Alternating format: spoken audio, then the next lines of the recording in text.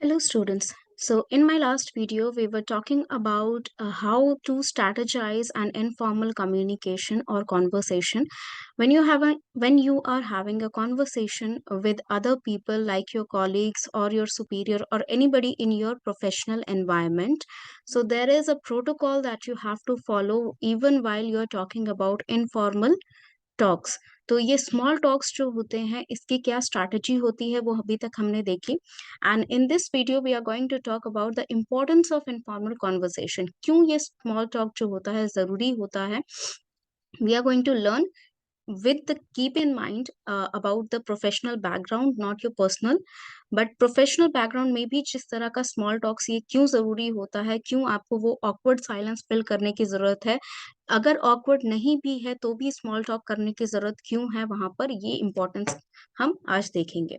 So number one is on trust and friendship. Obviously when you are having a conversation, मैंने आपको बहुत पहले भी बताया था, कम्युनिकेशन जब आप करते हैं, कम्युनिकेशन का इफेक्टिव होने में अगर आपको स्पीकर और लिसनर के बीच का अगर एक ट्रस्ट बिल्डअप हो जाता है तो कम्युनिकेशन हमेशा इफेक्टिव रहेगा। सो ये ट्रस्ट बिल्डअप अगर हो गया तो जाहिर सी बात है कि आपका रिलेशन प्रोफेशनल से कुछ ज्यादा हो जाता है, आप फ्रेंड बन जाते हैं उस पर्सन के। तो वो पर्सन अगर ट्रस्ट करता है तो वो सारी बातें आपको बताएगा, आप उससे के साथ सेफ फील करते हैं अपनी सारी बातें, यानी कि अपना ओपिनियन शेयर करने में।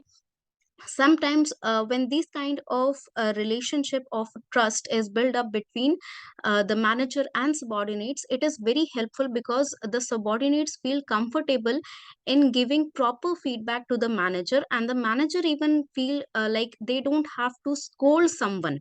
मैनेजर को ऐसा नहीं लगता है कि उन्हें डांटना पड़ेगा, चिल्लाना पड़ेगा काम करने के लिए, वो प्यार से भी बोलेंगे क्योंकि ट्रस्ट है वहां पर। तो अगर वो प्यार से भी बोलेंगे कि हाँ आज ये फाइल जो है ये बहुत इंपॉर्टेंट है, अर्जेंटली प्लीज करके सेंड कर दो। So this please sometimes give you a motivation that कि मैनेजर मेरे इतने आराम से मुझसे बोल रहे हैं, नहीं तो फिर अच्छा लगेगा कि डांट के बोलेंगे। So that trust buildup is very important whenever you are working with someone, क्योंकि आप किसी के साथ 8 घंटे 6 घंटे ऑफिस एनवायरनमेंट में बैठे हुए हैं, उनके लिए काम कर रहे हैं, उनके साथ काम कर रहे हैं, तो ट्रस्ट जब तक नहीं रहेगा बिल्डअप तो वो रिलेशनशिप वर्क नहीं करेगा। So you need to build up trust with each and every person that you are working with. अगर दोनों तरफ से कोई प्रॉब्लम नहीं है तो ट्रस्ट बिल्डअप भी बहुत आसानी से होगा and you will have a proper relation with that person. तो इनफॉर्मल कम्युनिकेशन या इनफॉर्मल कॉन्वर्सेशन इसके लिए बहुत ही हेल्पफुल है, क्योंकि जब तक आप काम की बातें करते हैं तब तक आपका वो ट्रस्ट बिल्डअप नहीं होता है, क्योंकि काम आपको हर किसी के साथ करना है, whether you want to work or not, that is different thing. आप करना चाहते हैं उसके साथ काम, आपको पसंद है वो पर्सन या नहीं, आप क्या सोचते हैं उसके बारे में, ये सारी चीजें छोड़कर भी आपको उस पर्सन के साथ काम करना पड़ता है।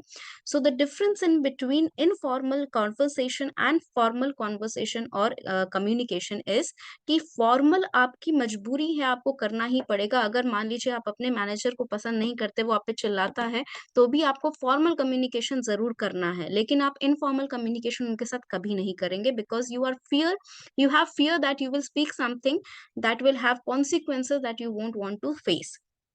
तो ये ट्रस्ट ऑन करने के लिए बहुत इंपॉर्टेंट होता है, ताकि आपको प्रॉपर फीडबैक मिल सके विदाउट एनी लाइक एंग्री और डिप्रेस्ड इमोशंस इंक्लूडेड। ठीक है, कि आपको बुरा लग गया कि वो आप पे चिल्ला दिए या इस तरीके की कोई घटना ना हो, उसके लिए ट्रस्ट बिल्डअप करना बहुत जरूरी है, ताकि इनफॉर्मली वो आपको अपने चैम्बर में बुलाएं, अगर आपको आपने कोई गलती की है and they speak about it very professionally. ठीक है, तो उस चीज को हैंडल करने के लिए उनको ट्रस्ट बिल्डअप करना जरूरी है कि ये पर्सन बुरा नहीं है, लेकिन हो सकता है इस बार इसने कोई गलती कर दी है। तो ये ट्रस्ट बिल्डअप करना बहुत ही ज्यादा जरूरी होता है। So the next one is helps in building self confidence and a positive image. Positive image maintain करना बहुत जरूरी है, क्योंकि चाहे कितने भी साल आप किसी के साथ काम क्यों ना कर ले, आपको कोई उतने नजदीकी से नहीं जानता है कि आपके बारे में अगर कोई अफवाह फैल गई तो वो उस चीज को वेरीफाई कर सकता है, वो इस चीज को निग्लेक्ट कर सकता है। ये बहुत रेयर केस में होता है। ठीक है, तो वो चीज, वो पॉजिटिव इमेज बनाए रखना बहुत इंपॉर्टेंट होता है, क्योंकि image is everything when you are working for someone. ठीक है, आप अगर किसी की नजर में अच्छे नहीं हैं तो चाहे कितनी भी मजबूरी क्यों ना हो, जब तक इम्पोर्टेंट काम नहीं होगा, वो कम्युनिकेट नहीं करेंगे आपसे। और ये कम्युनिकेशन ब्रेकेज होने की वजह से बहुत सारे जो छोटे-छोटे काम होते हैं, जो सही ढंग से किए जा सकते थे, लेकिन because of that issue with trust, that they don't trust you, they don't have a positive image of you inside their mind, that's why they are not able to communicate properly, they are not able to speak freely with you, they don't feel safe with communicating with you. तो ये जो problem होती है, ये positive image ना होने के कारण होती है। अगर आपके दिमाग में बैठा हुआ है, मान लीजिए कोई नया पर्सन जा रहा है किसी ऑफिस में और उसको पहले ही दिन किसी पर्सन ने, उसके कलीग ने बता दिया कि मैनेजर बहुत खराब है, बहुत मूडी है, जब मन चाहे किसी पे भी चिल्ला देता है। नाउ द थिंग इज, ऐसा नहीं है कि वो सुनते ही इस बात पे विश्वास कर लेगा, बट एक माइंड में उसकी इमेज ज़रूर बैठ जाएगी कि कभी ना कभी ये चिल्लाएगा ज़रूर। They will wait for you to drop the shoe whenever that something goes wrong. कुछ भी गलत होगा, वो वेट कर रहे होंगे कि अब चिल्लाएगा, अब चिल्लाएगा। और ये पॉजिटिव इमेज ना होने के कारण वो डरेंगे आपसे और फ्रीली आपसे बात नहीं कर पाएँगे। माइनर चेंजेस अगर करवाने होंगे किसी प्रोजेक्ट में, तो वो आपसे खुलकर बोल नहीं पाएँगे। तो ये पॉजिटिव इमेज क्रिएट करना बहुत ज़रूरी होता है, so that the newcomers, even the people who are working with you for so long, are able to communicate with you freely.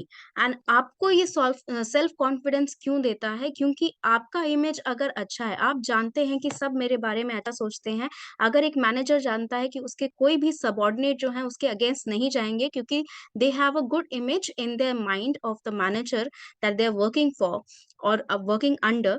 तो ये सेल्फ कॉन्फिडेंस आपको देता है कि अगर कोई आपको ये जाके कहे कि आपके सबऑर्डिनेट ने ये काम किया, तो वो खुल के कह सकता है, नहीं, ऐसा नहीं कर सकता है वो। I know that person, he is working under me and he is a very professional person. तो ये सेल्फ कॉन्फिडेंस जो होता है कि आपको भी पता है कि आपके सबऑर्डिनेट्स क्या कर सकते हैं, क्या नहीं। आपको पता है कि कौन आपकी बात जो है वो अच्छे से सुनेगा, अच्छे से नहीं सुनेगा। तो आप कॉन्फिडेंट रहते हैं that if I give and if I give a report to be submitted, if I give a report to be project to be completed to my subordinates, they will do it very well।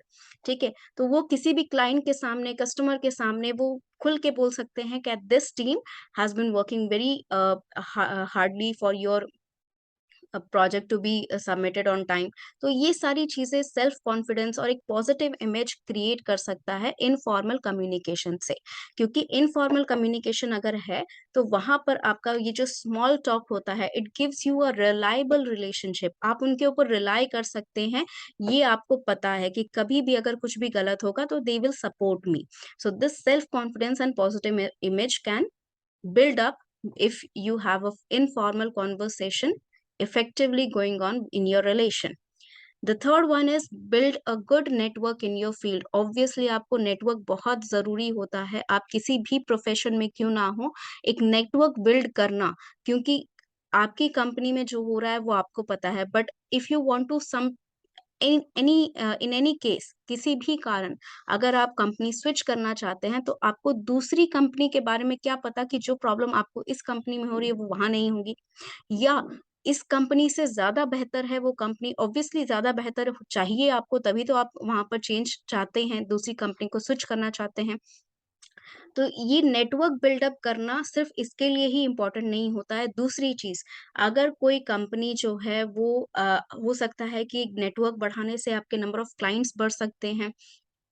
The fields that you are trying, ठीक है, जो risky field आपने side करके रखे थे क्योंकि आप वहाँ पर नहीं जा पा रहे हैं, अगर आप एक नेटवर्क बिल्ड करते हैं जो आपका इंटरनल सपोर्ट करेगा आपको या एक्सटर्नल सपोर्ट देगा आपको, देन ऑब्वियसली आप उस रिस्की वेंचर पर जा सकते हैं कि हाँ चलो, अभी रिस्क पहले नहीं ले सकते थे, अभी we know a lot of people, they can help us if we went down.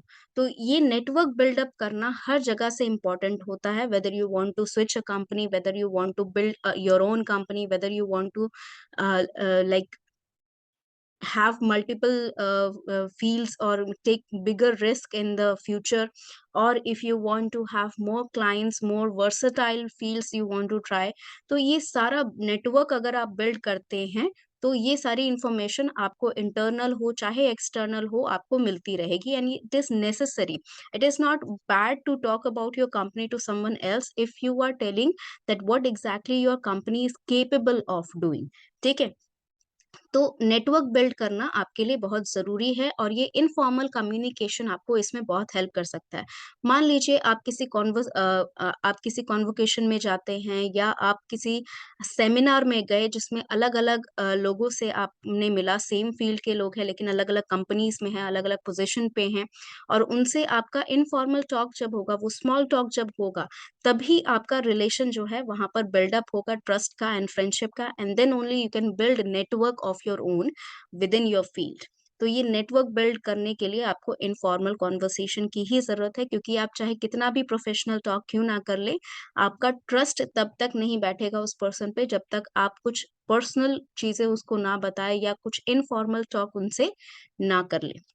Number four is helps build relationships with customer, peers, superior, subordinate and so on. Obviously आपको यहाँ पर मैंने बताया कि on relationship and friendship तो ये जो relationship है आपकी कस्टमर के साथ बिल्ड अगर आप अच्छा कम्युनिकेशन करते हैं, ठीक है, फॉर एग्जाम्पल आपने सेल्स पर्सन को कई बार देखा होगा कि जब उन्हें कोई प्रोडक्ट बेचना होता है तो वो कई बार अपना एक्सपीरियंस शेयर करते हैं that I have use this product and this is very good it is at my home also.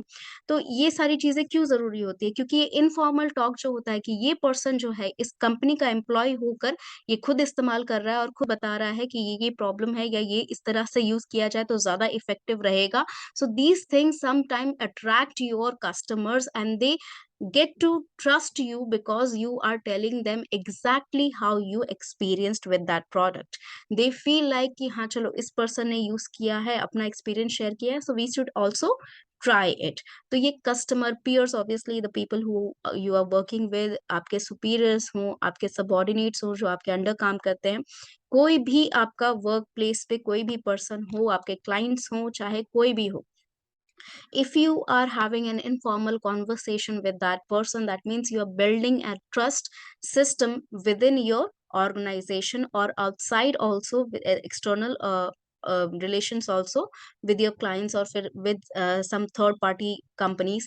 तो ये सारा ट्रस्ट बिल्डअप जो होता है ये रिलेशनशिप बिल्डअप जो होता है ये सारी चीजें आप इनफॉर्मल कम्युनिकेशन से कर सकते हैं. फॉर एग्जाम्पल कई बार ऐसे होता है कि कुछ कंपनीज जो होती हैं ऑब्वियसली कोई भी प्रोडक्ट आप बना रहे हैं तो आपको गवर्नमेंट से वेरीफाई करवाना पड़ेगा दैट इट इज 100% और at least maximum amount minimum amount of damage can be provided with this product. तो इसको यूज करने में बिल्कुल बहुत कम या बिल्कुल भी कोई नुकसान नहीं है इस तरह का आपको सर्टिफिकेशन चाहिए होता है. तो ये सर्टिफिकेशन लेने के लिए या इस वेरिफिकेशन को लेने के लिए कई बार कंपनीज जो होती हैं वो इनफॉर्मल कॉन्वर्सेशन का हेल्प लेती हैं not because they want to get around the law because they want that their procedure should be speed up. ठीक है, कई बार ऐसा होता है कि आपका प्रोडक्ट जो होता है कि अगर उसका वेरिफिकेशन करना है 2 साल 3 साल अगर लगेगा वेरिफिकेशन होने में ही तो प्रोडक्शन कब स्टार्ट होगा मार्केट में कब आएगा product. So sometimes it helps to speed up the process कि आपका 6 महीने या 3 महीने में ही वेरिफिकेशन पूरा करके आपको वेरिफिकेशन दे दिया जाए whether it can be go to the market और वेदर इट कैन नॉट. अगर नहीं भी आता है अगर वेरीफाई नहीं हो रहा है they say that there is something there is some issue in your product you can work on that issue and then again try for the verification. अगर कोई प्रॉब्लम नहीं है तो जितना जल्दी आपको मिलेगा उतना जल्दी आप प्रोडक्शन स्टार्ट करेंगे उतना जल्दी आपका प्रोडक्ट मार्केट में आएगा. So it sometimes in any case whomever you are communicating with informal conversation will always help you build up and trust and relation with that person no matter what kind of position they are working on. कभी कभार आपने देखा होगा कि informal parties जब होती है, ठीक है, ऑफिस में आपके कोई ऑफिस पार्टी है तो वहां पर आप बहुत सुपीरियर को किसी बहुत जूनियर के साथ या किसी बहुत फ्रेशर के साथ कम्युनिकेट करते देखेंगे because they have that art of having a informal conversation with that person और वो कॉन्वर्सेशन उसे फ्यूचर में बहुत ज्यादा आगे लेके जाएगा. जरूरी नहीं है कि आप मस्का मार रहे हैं या बटरिंग कर रहे हैं या बस उसकी तारीफ ही किए जा रहे हैं या झूठी तारीफ किए जा रहे हैं. It doesn't matter. There is a build in trust buildup that is necessary, कि ये पर्सन जो है ये मेरे कंपनी को समझता है, ये मेरे आइडियोलॉजीज को समझता है, ये चीज जानना बहुत जरूरी होती है एक एम्प्लॉयर के लिए या एक सुपीरियर के लिए, कि मेरे अंडर जो पर्सन काम कर रहा है वो मेरी आइडियोलॉजी से मैच करता है उसका ideology, so that we can work together for the betterment of the organization. So that's all for today, and in the next video we will be learning about how to do informal communication and how exactly you can change a different prospect in your mind so that to have a better informal conversation. Thank you so much.